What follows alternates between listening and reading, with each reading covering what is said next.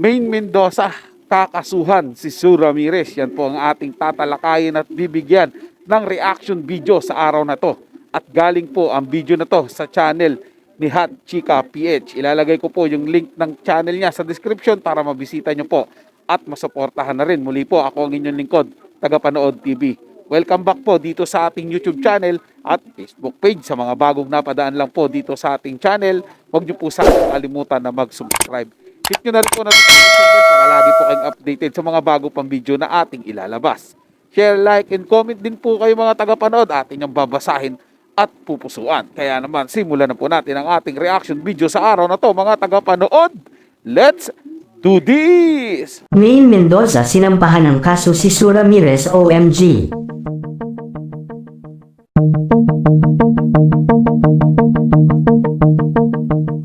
Samantala mabilis namang pinag-usapan ang naging pag-amin nga ng aktres na si Sue Ramirez sa nakaraan nila ng asawa ni Maine Mendoza. Ayon kasi sa mga isiniwalat ng aktres patungkol sa kanila ni Arjo ay nagkaroon daw sila ng anak na lalaki ni Arjo Ataide nung panahong sila pang dalawa. Matatandaan na taong 2018 nang pumutok ang balita ng pagkakamabutihan ni Sue Ramirez at Arjo Ataide.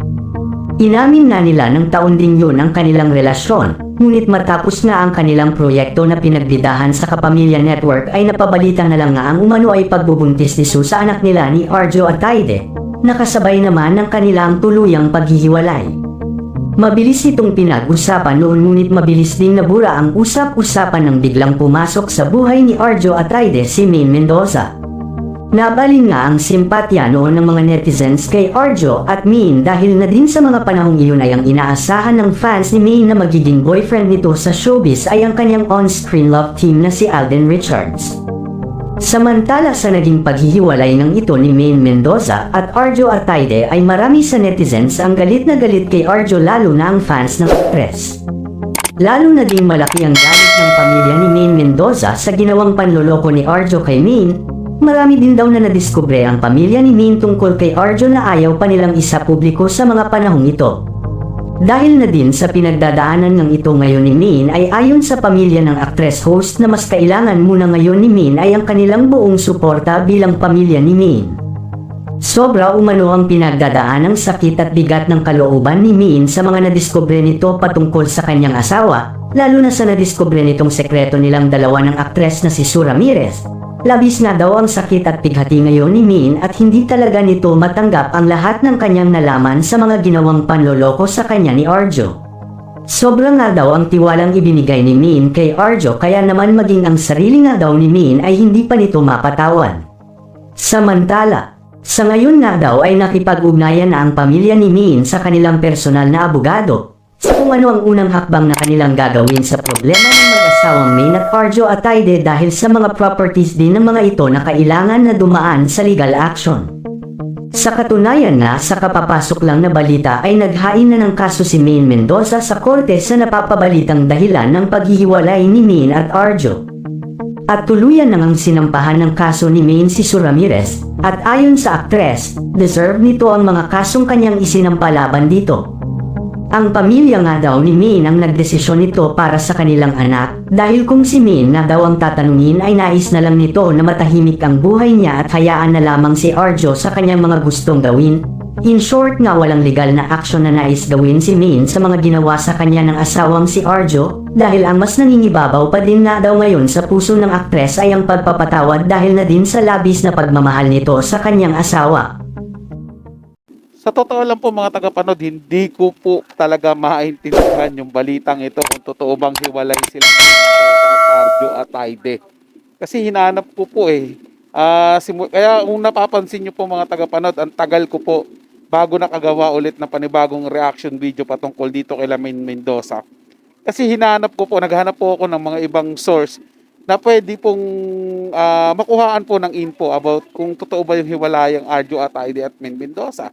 Wala po akong nakita talagang konkreto mga tagapanood Kaya hindi ko po alam kung saan nakukuha ni Hot Chika PH yung mga ganitong balita. Kasi pare-pares lang po sila Meron pong iba yung showbiz all in din po. Ganito rin po yung balita at sinasabi niya. Pero wala po talagang yung parang konkretong ebidensya na si Maine Mendoza po mismo yung naghayag mga interview patungkol po sa kanila. Wala pa po akong nakikita mga taga-panood. Kung meron man, comment nyo po mga taga-panood. Share nyo po yung link. Hanapin po natin yan. Bigyan din po natin ng reaction video. Kasi sa ganito, para mas malinawan po tayo. Kasi kung totoo yung ganitong balita mga tagapanood, nakakaawa po talaga si Min Mendoza. At may karapatan po siya kung sino man yung kakasuhan niya sa tingin niya na lumabag po o may paglabag po na ginawa sa kanila. Pero ang malinaw po dito mga tagapanood, kailangan po talaga nila ng abogado kung talaga maghihiwalay sila. Kasi nga yung ari-arian nila, yung mga kayamanan ng dalawang mag-asawa na to. Siyempre pag-uusapan po nila yan kung paanong hatian.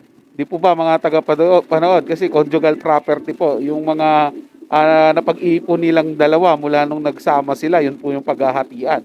Para po to doon sa anak naman ni Arjo at Aide, doon kay Zu Ramirez. Kung totoo po yung balita mga taga-panood Pero kung hindi naman po totoo ang balitang ito at gawa-gawa lang, napaka-unfair naman po sa part nila Main Mendoza at Arjo Ataide, di ba? Lalo na po kay Zu Ramirez na nadadamay sa issue.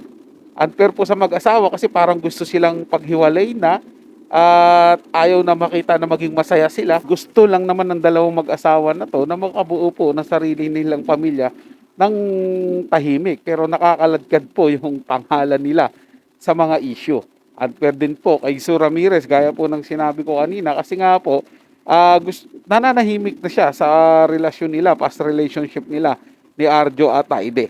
Unfair din po sa pamilya ni Main Mendoza na masasama po sa issue, lalo na po si Ma'am Sylvia Sanchez. Gayun pa man, mga tagapanood, dapat maging mapanuri din tayo bilang mga audience at tingnan natin, timbangin natin kung alin po ang balitang makatotohanan at totoo para hindi po tayo maniwala agad-agad. Kumbaga, timbangin natin ang mga napapanood natin at alamin kung ito ba'y totoo o hindi at wag po tayo padalos-dalos na ikukwento natin, ichichika agad natin sa mga kaibigan natin para lang meron tayong maibida na bagong balita sa kanila. Yun lang po mga tagapanood. Hanggang dito lang po. Naway nagustuhan nyo po yung ating talakayan sa araw na to. At kung kayo bago lang po na napadaan dito sa ating channel, huwag nyo po sanang kalimutan na mag-subscribe. Hit nyo na rin po notification bell para lagi po kayong updated sa mga bago pang video na ating ilalabas. Share, like, and comment din po kayo mga tagapanood. Ating niyang babasahin at pupusuan. So hanggang sa muli po, ito yung Tagapanood TV. Komento at opinion lamang, wala pong personalan. Paalam po at mabuhay po kayong lahat.